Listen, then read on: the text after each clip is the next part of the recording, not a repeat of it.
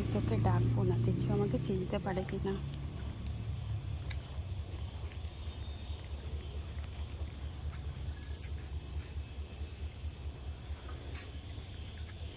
লালি, চিনতে পেরেছ? আসো আসো মা, শোকো, না না না, চলো আসো আসো মা, আমার মা তো।